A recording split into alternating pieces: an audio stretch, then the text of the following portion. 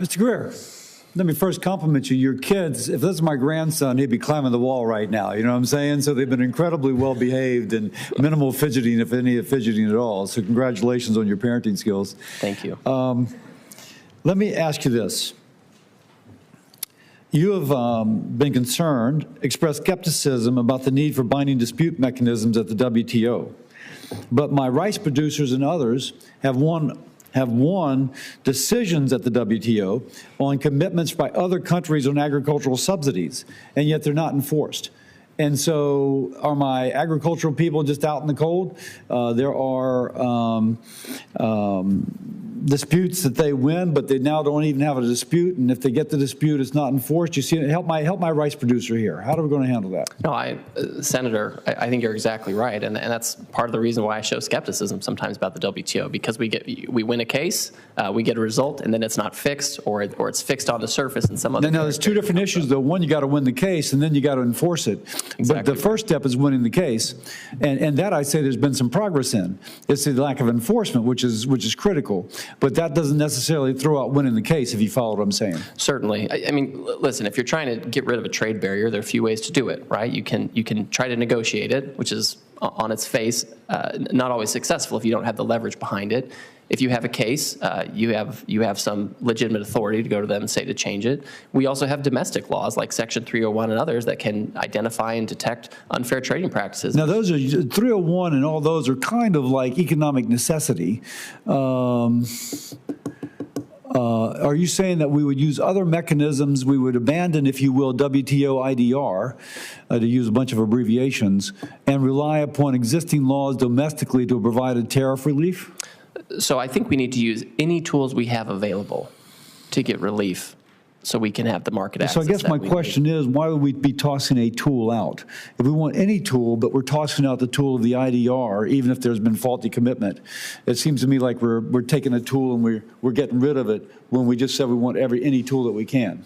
Well, Senator, I think part of the problems we've had with the WTO, and this has been bipartisan. I've seen letters from the chairman and the ranking member talking about how we need to make sure that the WTO doesn't undermine our trade rights and our trade laws. Listen, if we can use the WTO effectively to negotiate rules or to get a good panel result, that's fine.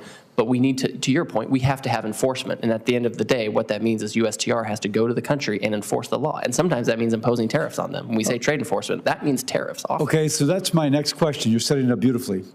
About 40% of the imported shrimp to the United States come from India. Now, the EU, Japan, and the U.S. finds illegal antibiotics in their shipments. And there's also allegations that they use forced labor at every step of the supply chain.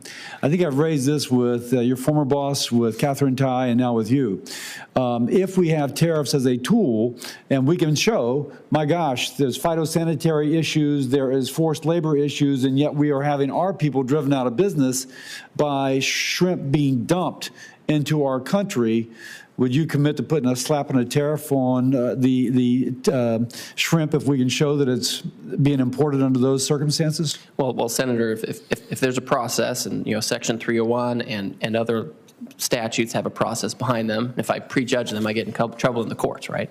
But if we have an investigation and it shows there are unfair trading practices, you can certainly impose a tariff or other measures if that trade practice isn't remedied. And I think it's really important to work with you and the shrimpers, because if they feel like they're not getting the relief they need from trade remedies or other venues, then we need to explore, whether it's Section 301 or other tools, to make sure that we're detecting the unfairnesses and addressing it. Sounds great. Let me echo something I think Sheldon Whitehouse brought up. We spoke about it when we met.